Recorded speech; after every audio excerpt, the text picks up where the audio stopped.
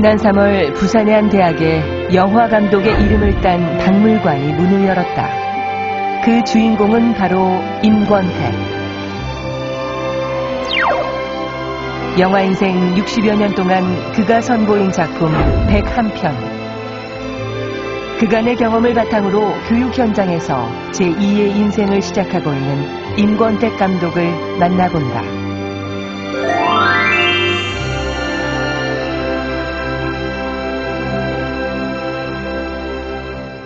네, 오늘 임 감독님 만나뵈러 온 곳이 부산 동서대에 마련된 임권택 영화 박물관입니다.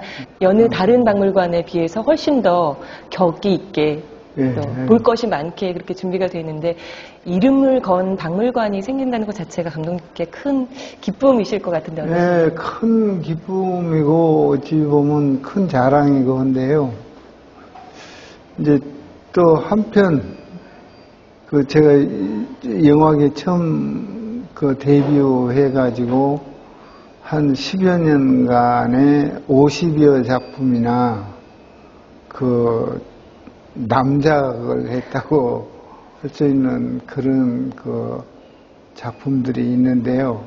그때 정말 좀 형편없는 작품들을 별로 부끄러움도 없이 찍어냈었는데 이제 그런 거를 보자고 했을 때 꼼짝없이 보여드려야 된다는 것이 이제 좀 상당히 좀 부담스러운 것이고요.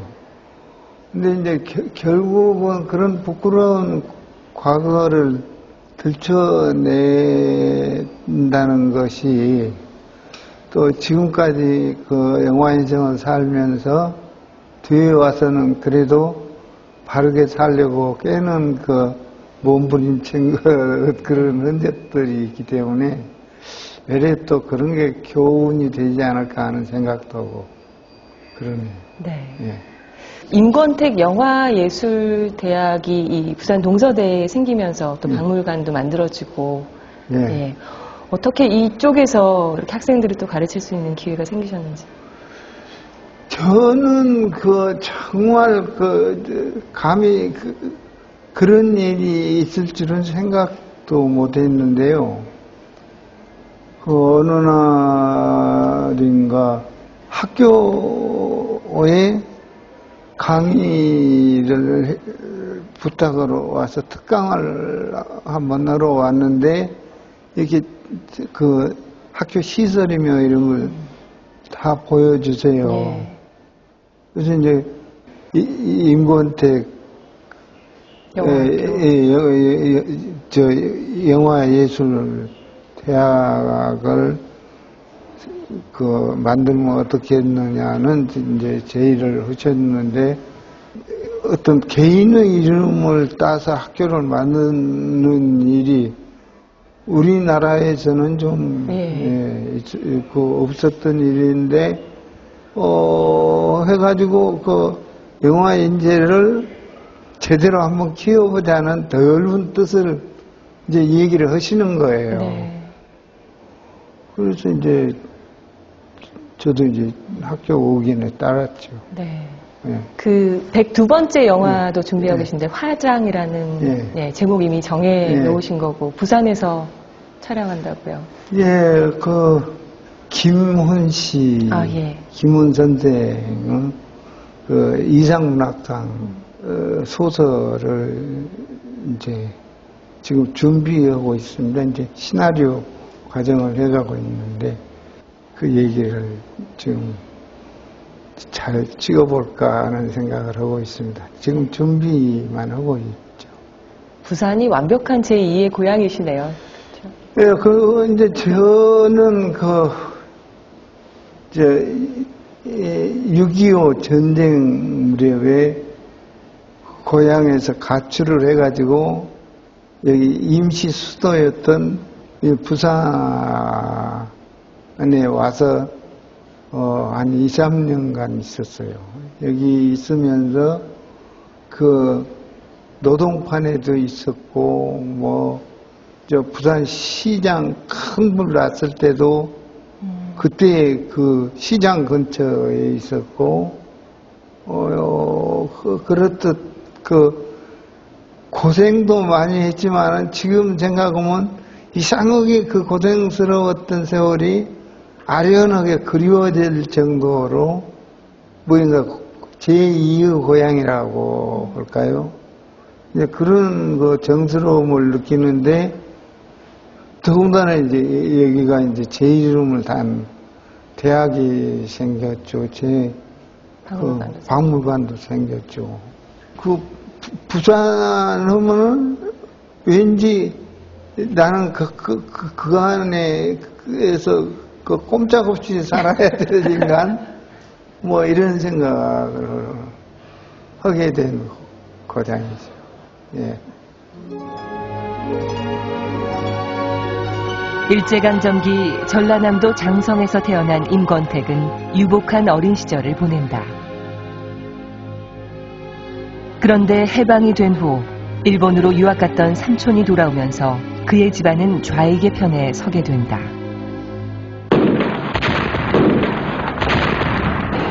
6.25 한국전쟁이 일어나자 빨치산이 된 아버지로 인해 그의 가족들은 철저한 감시 아래 산다. 이때 정체성의 혼란을 겪던 임권택은 18의 나이에 고향을 떠나 부산으로 간다.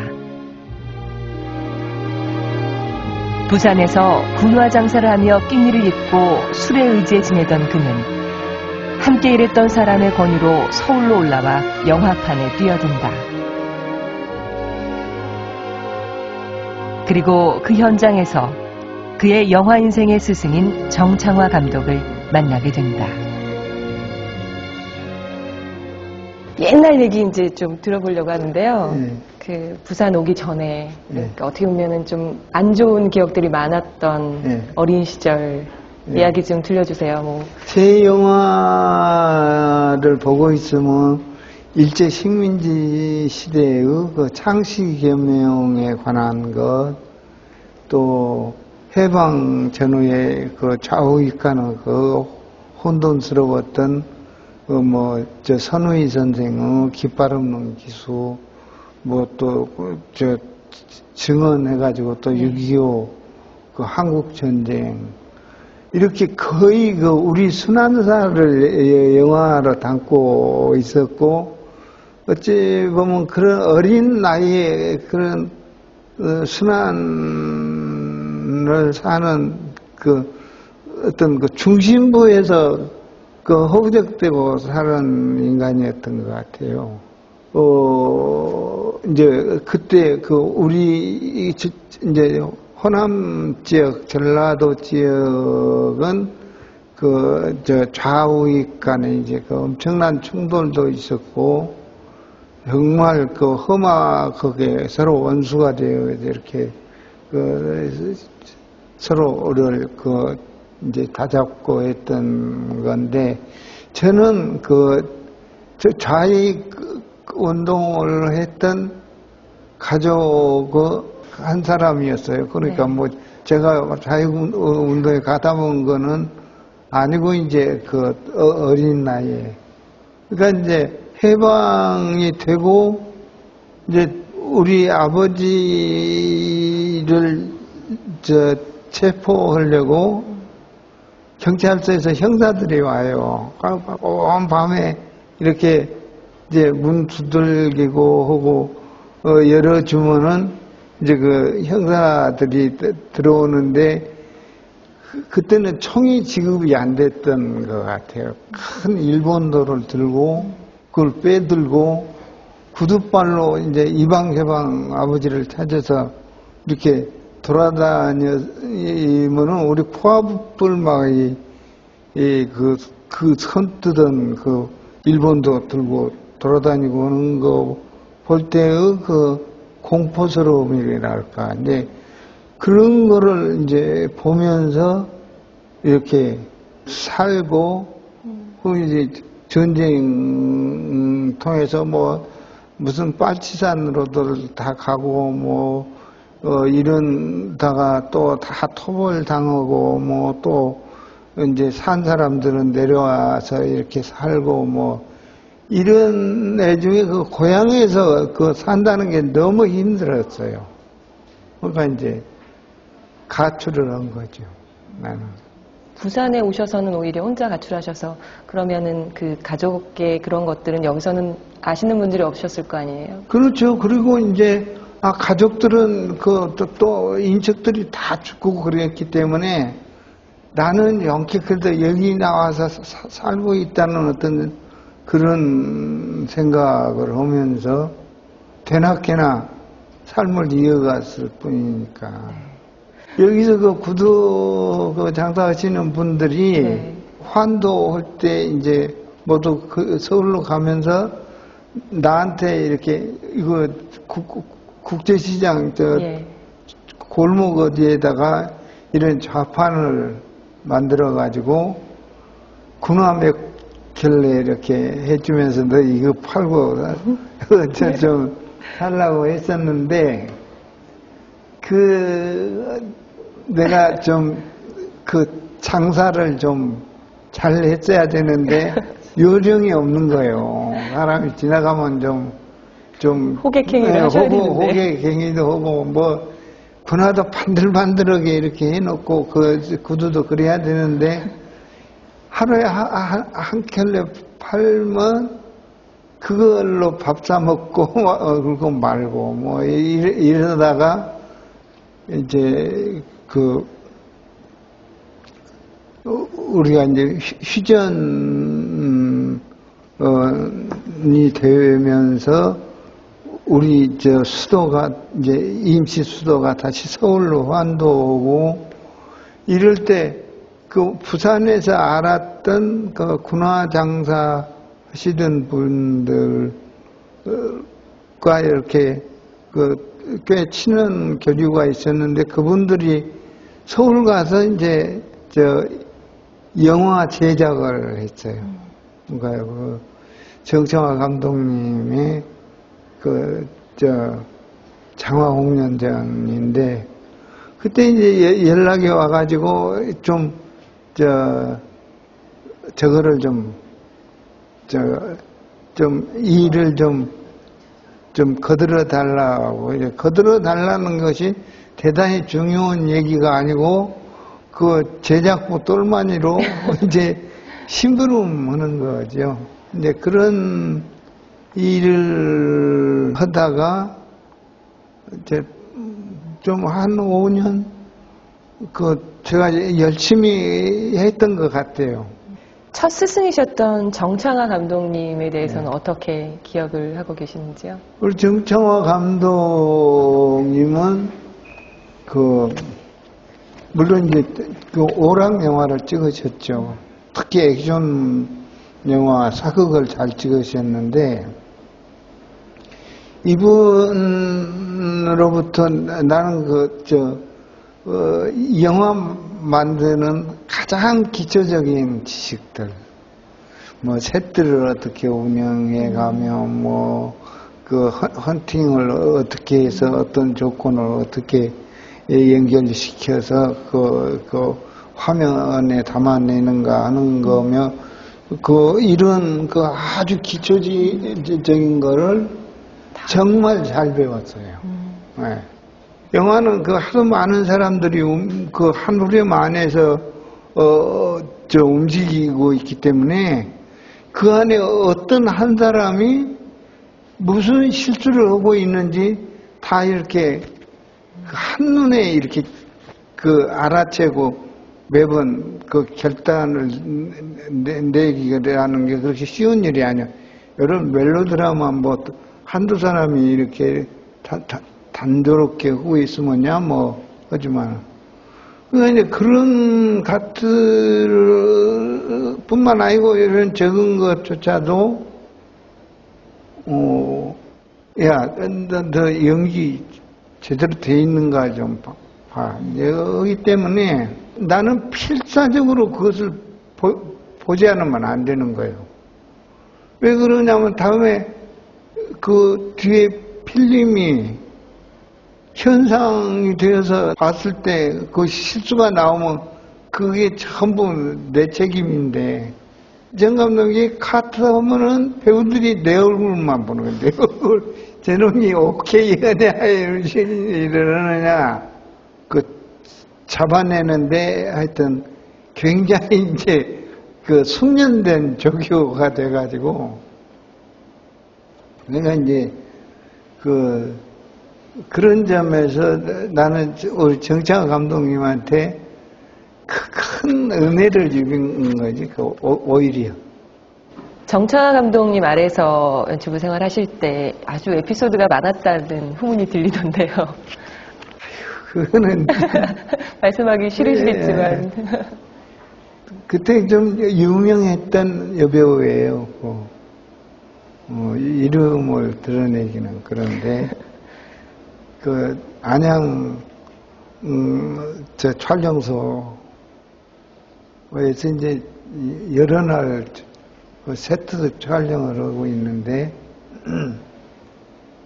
하루는 그 여배우가 이제 갑자기 이제 촬영 거부를 한 거예요. 이 많은 스태프들이나 연기자들이 이렇게 촬영을 기다리고 있는데 너무 현장을 유린하고 있다는 이제 그래서 누군가가 저런 것을 좀 심하게라도 해서 되게끔 해줘야 되는데 이게 이제 나는 연출부기 때문에 연출부로서 자존심 상하는 거예요. 그걸 네. 보고. 그래서 이제 누구도 어쩔 수 없으니까 이제 놔뒀는데 이제 들어가서 나와서 찍어야 될 거 아니냐. 그러니까 못 하겠다고 그러는 거예요. 그때 일에 나는 정말 그런 흥분을 안 했는데 나도 모르게 이제 뺨을 때렸어요. 근데 이제 그거를 모두 이제 율장 밖에서들 모두 보고 있었다나. 그러니까 이제 그날 이제 물론 촬영이고 뭐고 이제 전부 배우들도 이제 서울로 가버리고 아예 가버리셨어요. 아예 다 가버리고 다 깨진 거예요. 나는 이제 그때 때리면서 때려놓고 아이고 이까지 영화판 안 살면 되지 하는 이제 그만두려고 이제 그랬는데 이 배우가 가가지고 한 사흘인가 안 내려오는 거예요. 이제 제작사랑 이제 막 이렇게 설득을 하고 오는데 한 사흘 만인가 하여튼 내려왔어요. 이제 나는 뺨을 때렸으니까 석 대를 맞아야 된다고. 맞아야 된다고. 네. 근데 이제 나는 그만두면 되니까. 근데 이제 제작자가 이제 네가 가서 빌어줘야 되지. 그러니까 이제 이제 그만두기에도 그렇게 돼버렸단 말이야. 그래서 이제 가서 이제 잘못했다고 하고 세대를 맞은 세대. 그거는 이제 촬영이 들어갔는데 거기에 이제 임권택이는 촬영 현장에서 보이면 안 된다. 이제 이런 조건도 이제. 근데 이제 내가 이제 그만두는데 얘를 손을 보고 나는 또 그만둬야지 도저히 참을 수가 없어. 그러니까 이제 며칠 안 남았단 말이에요. 저 촬영이 끝나려면, 좀 하려면. 근데 이제 마지막 끝날 때까지. 이제 끝나는 날인데 쫑 하고 내가 이렇게 나가는데 이미 십자에다가 딱 여배우를 태워가지고 확 내려오는 거예요. 비탈길을. 예상을 했었군요, 저쪽에서. 네, 그러니까 이제 제작부에서야 네. 배우를 또 그런 일이 네. 있으면 안 돼. 진짜 똘마이 배우가 어떤 잘못이 있었다고 하더라도. 그래서 이제, 이게 야단 난 거야. 그래서 내가 그 비탈길 집착 굴러오는 데서 들어 넣어버렸다니까. 그러니까 이제 또 세우고. 이제, 제작부도 안에 타고 이렇게 뺑 둘러가지고 그 집차 좁은 데가 있는데 내려오라고 해도 안 내려오고. 가지고 이제 그걸로 마무리하셨어요. 마무리가 되고 나는 그것도 어찌됐든 그런 별난 일을 저지르고도 영화계에서 또 계속 일을 하게 됐고. 네. 입문한 지 5년째 되던의 영화 감독 되셨어요. 5년인가 6년인가 6년이 모르겠어요. 하여튼 그 무렵에 빨리 감독 되신 거잖아요. 이제 내 주제를 알기 때문에 내가 감독이 되고자 누구한테 그런 의사를 드러낸 적도 없고, 또 나는 그 어느 세월에 감독이 될 인간인지도 나 스스로도 몰랐고 노력도 안 했고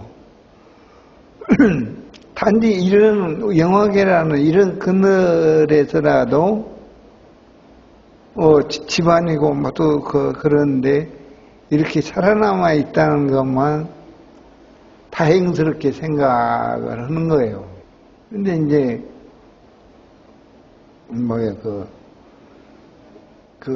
영화사에서 하루는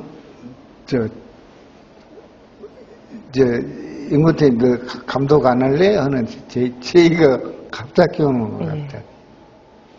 이제 나는 좀 깜짝 놀랬죠.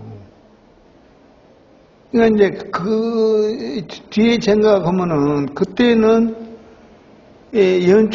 연출부에 종사하면서도 자기의 실력을 드러낼 어떤 방법도 없는 거예요. 조금 자기를 드러낼 수 있는 게 예고편을 만드는 그런 정도. 일을 맡기는 거. 그것도 좀 똑똑하게 저 감독이 하는 사람한테 예고편 만들어 보라고. 근데 이제 그 예고편을 내가 잘 만들었던 것 같아. 네.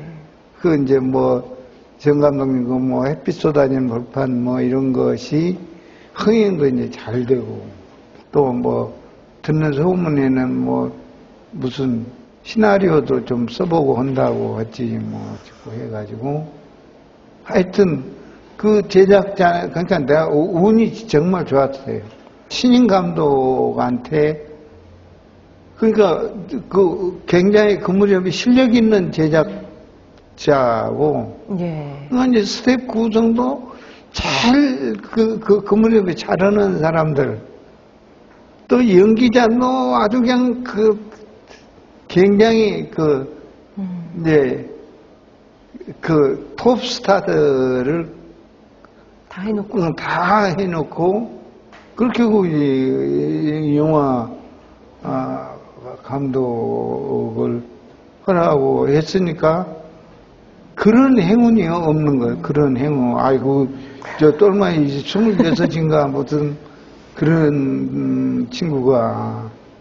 그래도 첫 데뷔작에 대한 기억은 그러니까 이제 평가는 그게 이제 내가 지금까지 영화 감독으로 살아남은 원인 제공한 거가 두만강한 자리 거라요. 이게 굉장히 흥행이 잘 돼가지고 그때부터 이제 정신없이 영화 찍자는 주문이 밀려들고 해가지고 한 10년 동안에 50편이나 이제 영화를 찍었는데 지금 이제 그때 영화들을 생각하면 이제 너무나 이제 얼굴이 뜨겁고, 예, 마음에 걸리시나 예, 봐요. 늘 걸리고, 하여튼, 언젠가, 내가 텔레비전을 이렇게, 예, 트니까, 언제 본 듯도 오고, 뭐, 처음 보는 것 같은 저질 액션물이 돌아가고 있었는데, 뒤에 보니까 내가 찍은 영화더라고요. 근데 너무 부끄럽고, 이제, 그랬었는데,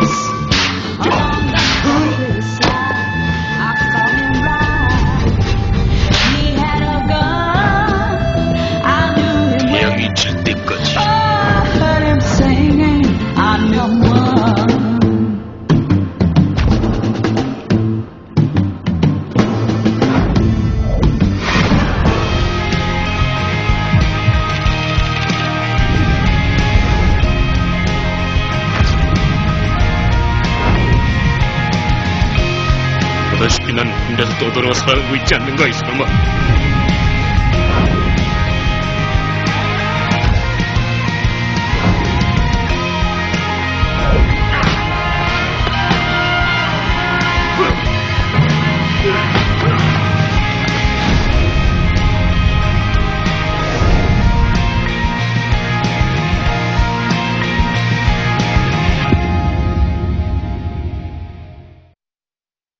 두만강아 자리 거라 네. 이후에 네. 이게 어떻게 보면은 감독님이 본인의 진짜 데뷔작이라고 하고 싶은 작품은 잡초라고 네.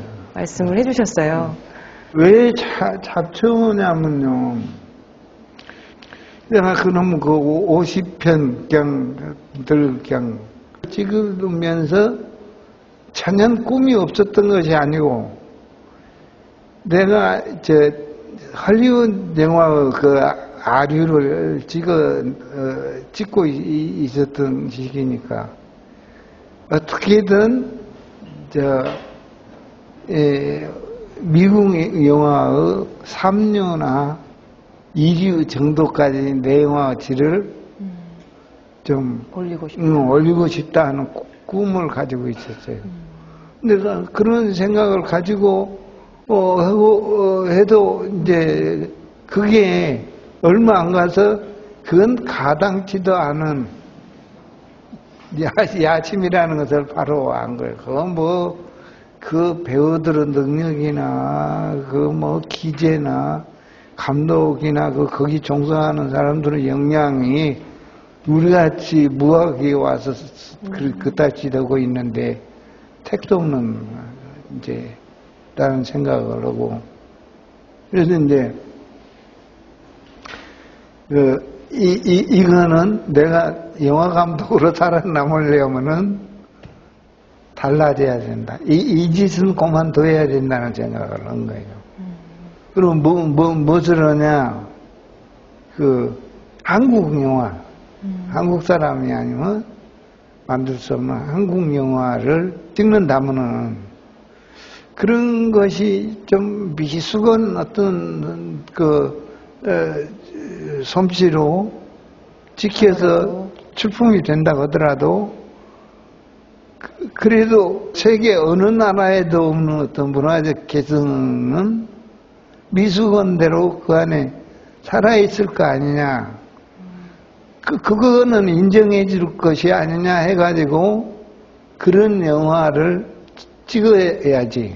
그럼 어떻게 찍는 게 그거냐. 그러니까 우선 내가 50편이나 찍었던 영화들은 전혀 우리 삶과는 무관한 얘기요. 맨 무슨, 흥행이나 시킬래. 순 뻥인데, 우선 뻥을 말자. 그리고 한국 사람들의 삶을 진솔하게 한번 담아내보자. 그기다 이제 우리의 문화적 개성까지도 담아내고 또 영화가 갖는 어떤 속도감, 서양인과 우리와는 전혀 삶 자체의 속도감이 다른데 그런 거를 해내자. 그래서 이제 내가 이제 제작,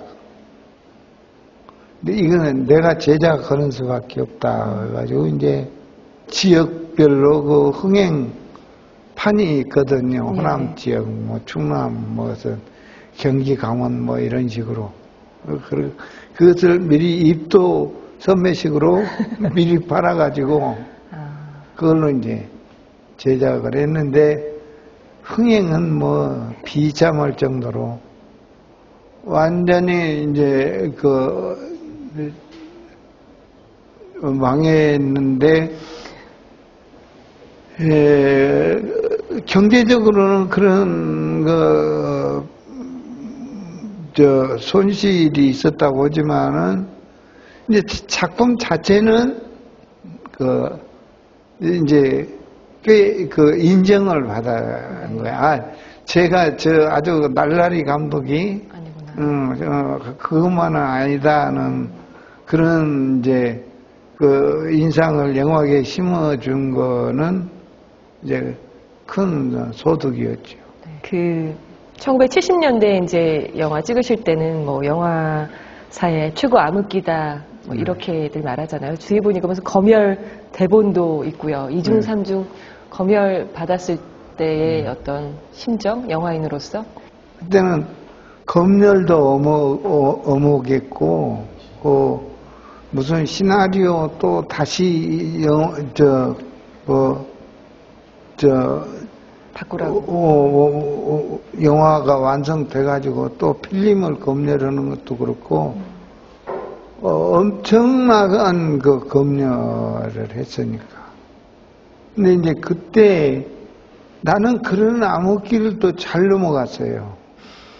왜 잘 넘어갔느냐면, 그때 이제 영화사가 너무 난리되고 오니까 정부가 이제 허가제로 해가지고 이제 자격 요건을 갖춘 영화사만 허락을 해주는데 그 사람들한테는 또 의무 제작 기회를 그래가지고 4편인가 1년에 그 의무 제작을 완료하면은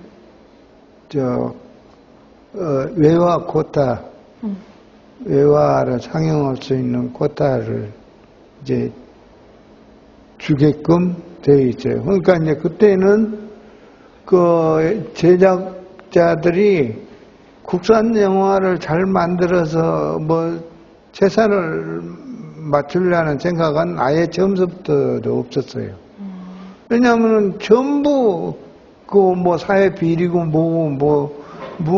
무엇이든 검열의 대상이 돼가지고 영화가 재미있을 어떤 여지도 없었기 때문에 그러니까 이제 의무 제작을 4편 해가지고 그거를 외화 코타를 받으면은 그걸로 흥행을 시켜가지고 수지를 맞추는 때인데, 이제 나는 그래도 영화를 만들 수 있었던 것은 무슨 방공 영화, 새마을 영화 막 이런 걸 찍으면서 거기에 이제 방공 영화상도 가끔 타고 뭐 어떻고 보면은 그걸로 외화코타가 하나씩 생기니까. 네.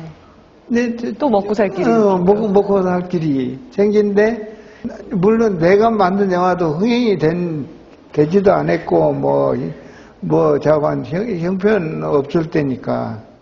그러나 이제, 그러니까 내가 여러 편 영화를 찍었음에도 불구하고, 주변에서 몰라. 내가 영화. 왜냐면, 개봉을 제대로 한 것도 같고, 아닌 것도 같고는, 방공영화 이런 거, 새마을 영화 찍으면서, 우리 정서로 찍어내는 영화를 만든다는 게 그렇게 쉬운 일이 아니어가지고, 그런 건 나쁘게 체화된 그런 버릇들 뽑아내는데 10년 걸렸어요.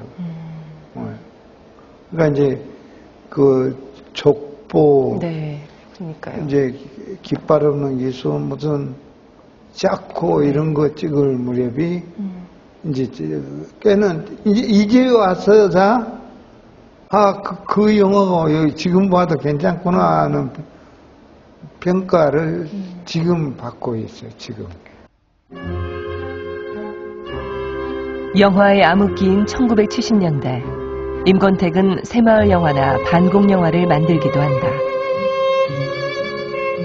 휴식기이기도 했던 이때 좀 더 깊이 있는 영화를 꿈꿨던 그는 직접 제작에 나선다. 1973년 발표한 잡초는 여주인공의 고달프고 헌신적인 삶을 사실주의로 그려냈고 예술영화 인생의 전환점이 됐다. 1978년 선보인 족보. 그의 영화 인생에서 진정한 의미의 걸작으로 손꼽히는 이 작품을 통해 1960, 70년대에 주로 찍었던 액션물과 전쟁 영화에서 벗어나 예술 영화 감독으로 자리매김한다. 이후 임권택은 한국적이라고 평가되는 그의 영화 세계를 쌓아갔고 평단과 대중으로부터 인정을 받는다. 그리고 젊은 승려와 파괴승의 만남, 고뇌를 그린 만다라가 베를린 영화제 경쟁 부문에 진출하면서 국제영화계의 주목을 받게 된다. 이제 80년대 들어가면은 정말 예술 영화에서 이제 정말 저희가 이제 알만한 영화들이 막 나오기 시작하는데요. 가장 먼저 떠올리는 영화가 아마 만다라죠. 파괴승에 관한 이야기고, 역시 또 수월하지 않은 시작을 하셨습니다. 네, 이제 만다라는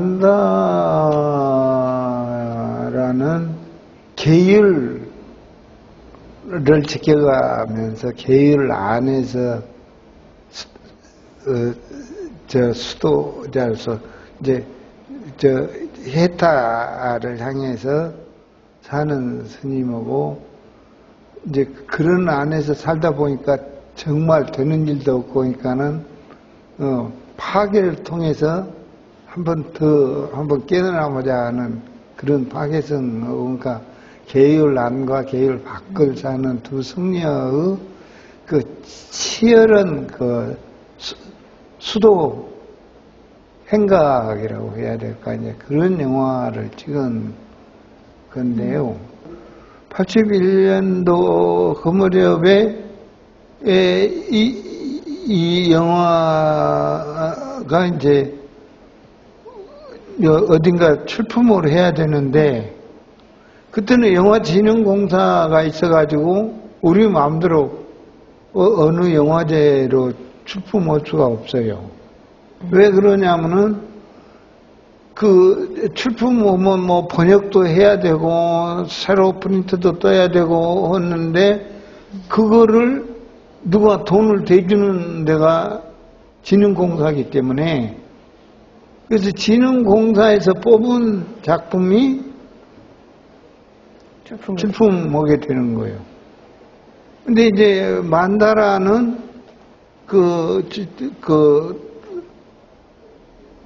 이제 진흥공사에서 뽑히질 못했어요. 혹은 이제 다른 것이 베를린 영화제에 출품됐는데 그 무렵에 독일 문화원장 했던 이 양반이 인도로 정근 가게 돼가지고 헐무렵에 그런 사건이 생겨가지고 이게 무슨 소리냐, 이게 만다라가 가야지 해가지고 자기가 그 번역을 다 이제 하는데 참여하고, 이거는 화천 영화사가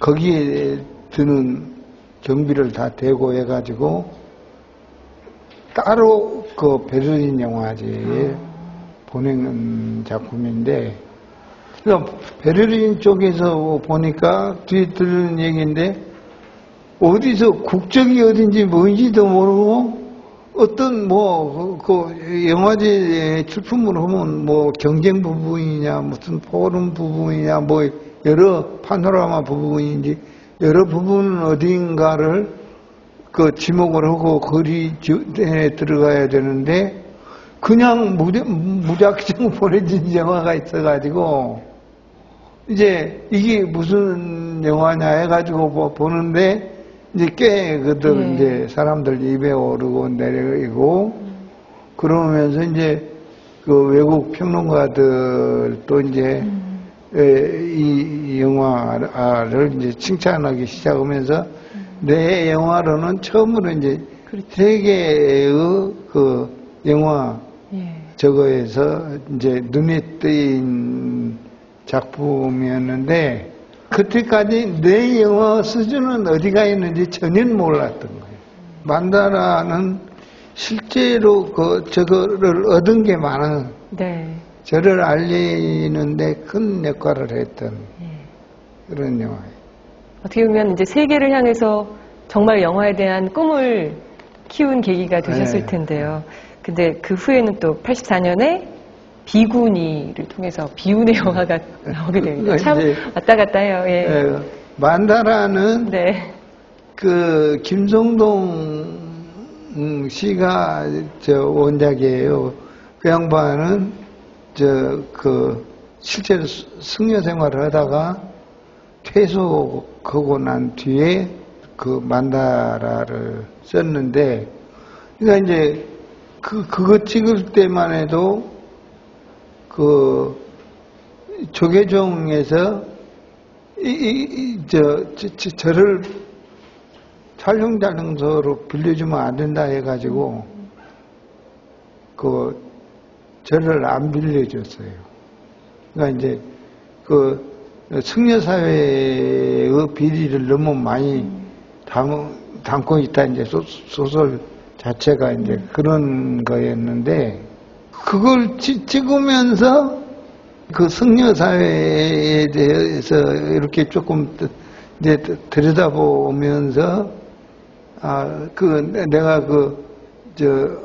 만다라를 어떤 소승적 수행을 해가는 이 승려들 얘기를 했다면은, 이제는 그 대승적 수행을 하는 승려 얘기를 찍어야겠다고 해가지고 저거를 비구니라는 시나리오를 썼는데, 이제 또 걸린 거예요. 저기 비구니 이 스님은 큰 스님으로 이렇게 살게 된 그런 과정을 이렇게 하는데, 세속의 생활이 무슨 기혼자였다든가 이거는 무슨 그런 좁은 해석을 해가지고 그걸 이제 비구니 쪽에서 문제로 들고 나왔는데, 그거는 표면의 구실이었고 12.12입니까? 전두환 정권 때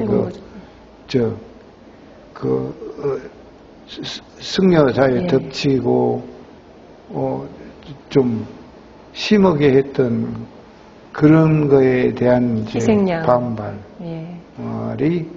있었어요 그때. 제작을 거의 포기하신 거였나요? 그렇죠. 이제 진실로 그 불교를 훼손할 어떤 생각도 없었고, 정말 오히려 불교를 잘 드러내는 그 면모를 잘 드러낼 수 있는 그런 영화라고 생각하고 있는데, 그런 그 반대가. 임권택에게 1960년대 찍었던 50여 편의 영화는 부끄러운 과거였다. 그가 찍고 싶었던 것은 가장 한국적인 영화. 그리고 서편제 청년학에 이르러 그의 영화 인생은 정점에 다다른다.